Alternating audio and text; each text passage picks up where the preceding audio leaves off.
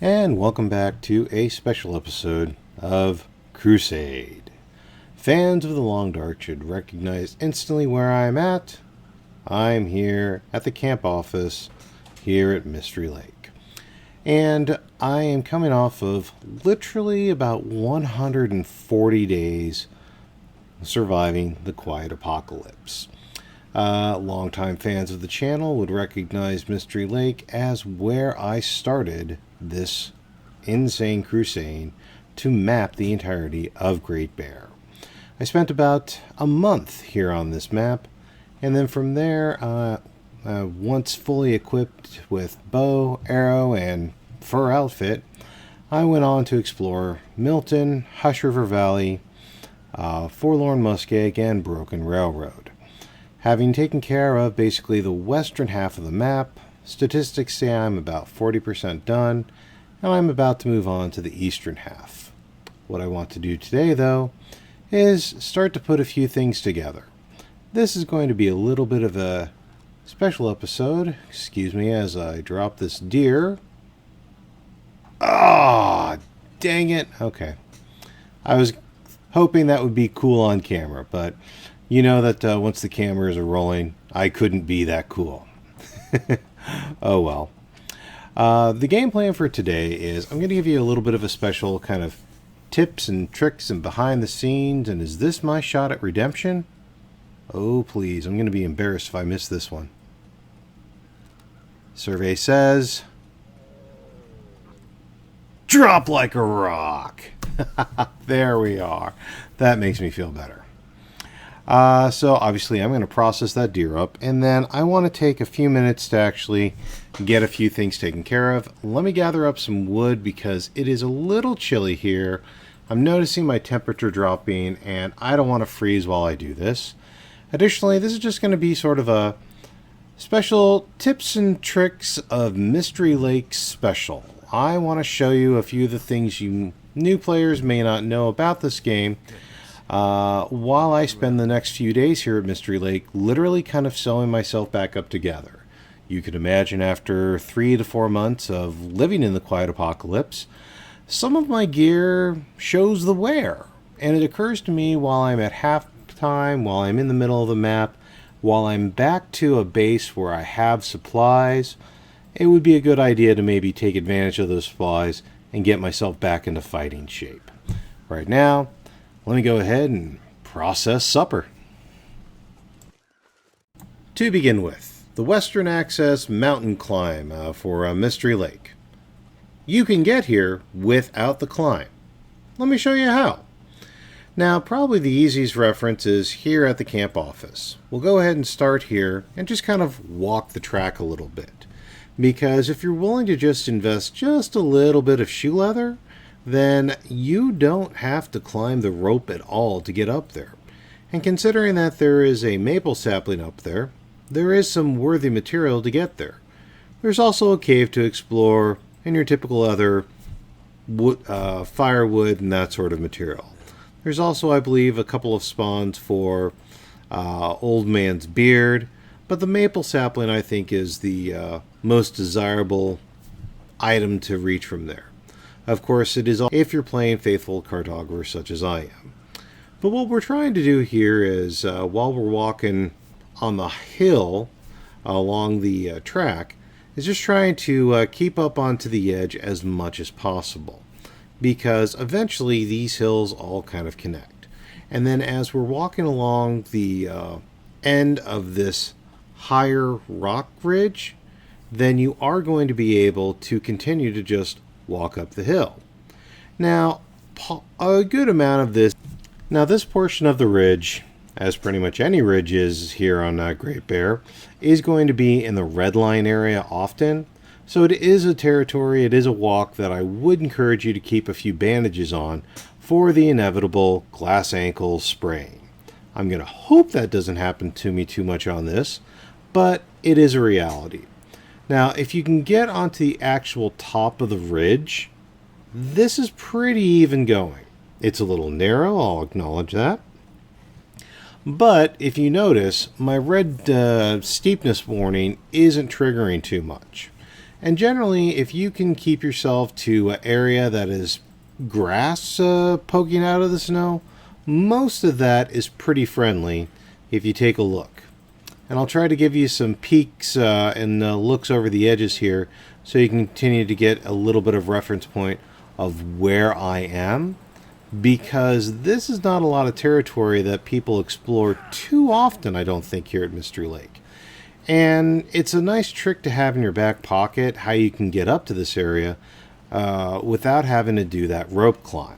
Because as most of us know, there is easy to get down a rope. It's the hard part to get up it. You burn so much of your stamina. Now, I did forget to mention, up here is a possible bunker spawn. I've just been playing so much Interloper that I forget that bunker spawns are a possibility.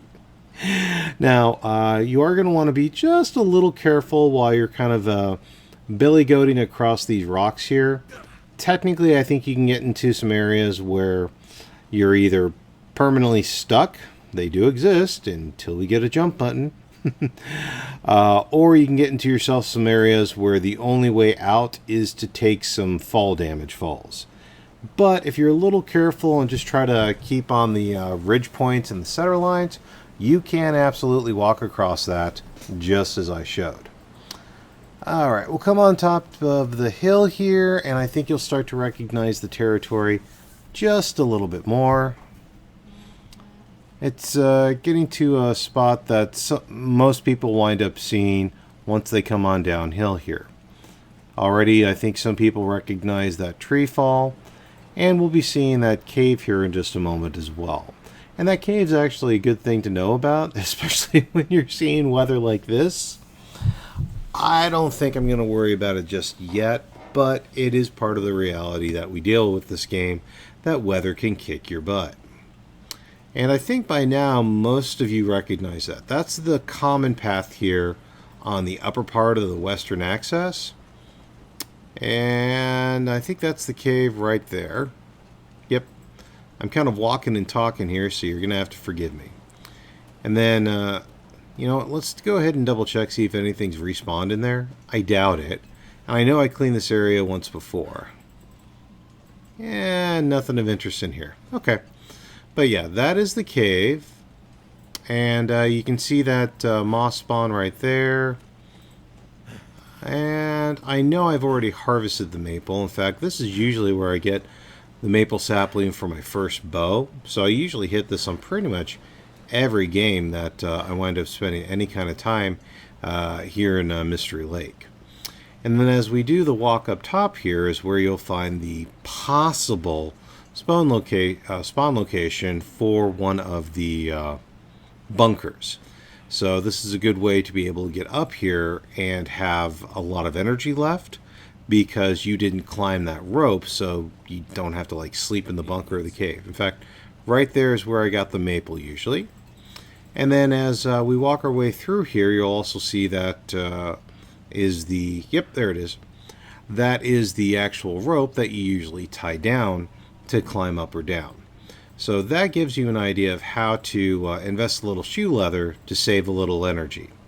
And right there is usually where the hatchet would form if the bunker were in that location. Obviously it's not. And that's the glorious view during this glorious weather. But this glorious weather actually does a favor for me as well, because this will help me illustrate another tip and trick that I kind of want to share you with the Mystery Lake ice. So let's go ahead and get on down to the lake. Alright, now I love fish huts because that's a great thing to do during fog and during blizzard weather like this. But the obstacle is always you can get lost, especially on Mystery Lake or especially in coastal. I love to be able to access the fishing hut on bad weather days so I can still stay outside. Well, I found one of the best safeguards you can set up for yourselves is a trail of breadcrumbs, or what I use, tinder bundles, bad torches.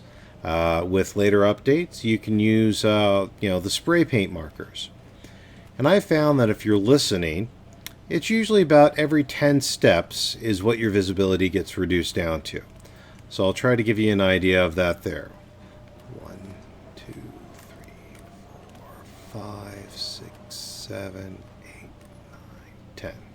Roughly there. 7 to 10, depending on your preference, how close you want to run it. But if you keep a trail of breadcrumbs like this, you're able to give yourself a path that you can follow even during bad visibility and still make the huts accessible and still be able to get back to your main base. Such as the wonderful and blessed camp office. See? No fuss, no muss, and all you have to do is when the weather is actually decent and you can see the visibility, make up some tinder bundles and actually drop that path. If you think you're going to live at a location like this, like I said, camp office or coastal valley, this would be a place that I would definitely set up those materials for. And yes, this is all the deer from that, this is all the venison from that mighty deer I dropped earlier today. Oh, yeah, there's a piece of rabbit from when I left here the first time. And the weather's playing well into me today. I was able to show you what the breadcrumbs look like during a blizzard, and this is what they look like during fog. Now obviously you can see that the effect is still working well. Oh wow, it's getting even thicker, because I could see the ice hut, and now I can't. But again, those every 7 to 10 steps that you can just count off by the walking army surplus sound that you make from your backpack can give you a very good trail of crumbs to follow from point A to point B. Next up, Lake Overlook, without any climbing. This is also a possibility, and it's one that I really love because I'm sure you've noticed that the Lake Overlook area provides some great rabbit snare hunting. Literally, all of the rabbit skins for my first set of gloves and hats all came from the spawn area up here by the cave. And I did not want to have to walk around the half of the lake just to climb up 2 sets of ropes every day just to check my snares. It wasn't going to happen. Now, what you go is, as before, you walk up this edge to the ridge. You really try to stick on the ridgeline as much as possible. And as you're walking through these couple of trees right here, keep an eye on the snow. And when it starts to get really blue, that's when you want to make a hard right turn. In fact, I dropped a couple of tinder plugs just to kind of mark it. I'll give you an idea around here as well. And then we're going to go ahead and really make this as a hard right turn and kind of try to walk in between these lines of trees that we have right here. Now, there is some possibility for redlining, for glass ankle breakage. It's part of the game, so I always feel it when I do it, but it's something that I've come to accept from the fact that, well, so far I'm at about 6 months at, no, about, ow! Like I said, it's part of the game, but that's my hand. I'm not going to feel bad about it. Once you get past that corner then, look ahead and walk straight for that lone birch tree. That's kind of a good marker right then. And once you get into this valley area, then you're going to want to go ahead and make a left-hand glance and kind of touch the tree, so to speak. And then you'll be able to see the actual gentle slope up the pure white and avoid the bluish white. And you'll be able to then see a convenient way that doesn't break your ankles of getting up here to the actual rabbit spawn into the cave area. And if you can know this trick, then I absolutely love it, because then you've got deer, wolves, rabbits, and bear all available here at Camp Office, which is probably my favorite location of all of Great Bear. You know, we all have places that, you know, feel like home. This is home to me here. Good area for sticks. Take a look here. Now this cave is also not in this save, but this cave is the location that I set up to do my fire drill. I did a special video on that to, you know, study how many fires are needed to get to level 5.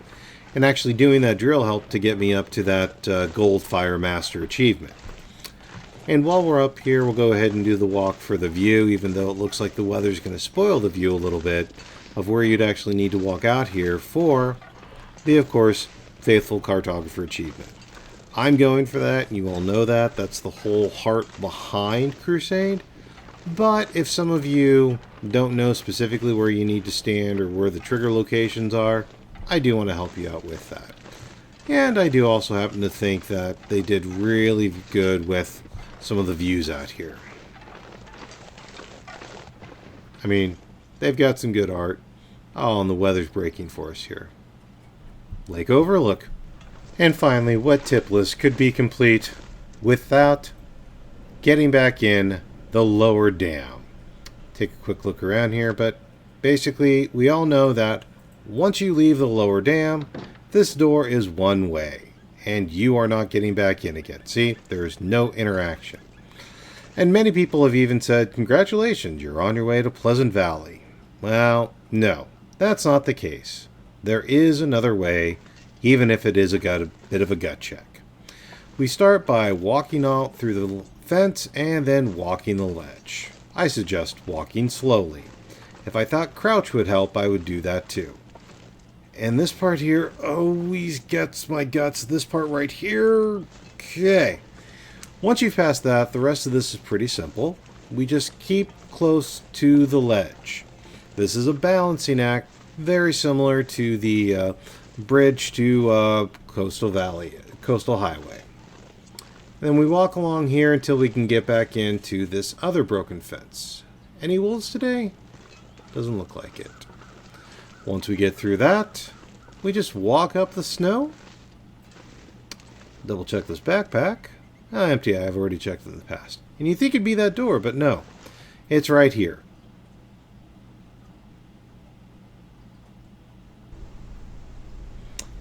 You are back in the lower dam. Just a little bit further down here, but still, you are inside and can easily walk your way through this. Let me go ahead and collect some cloth because I'm in the middle of repairing my gear. That's the reason I'm getting the travel across Mystery Lake, is getting resources to sew myself back up together.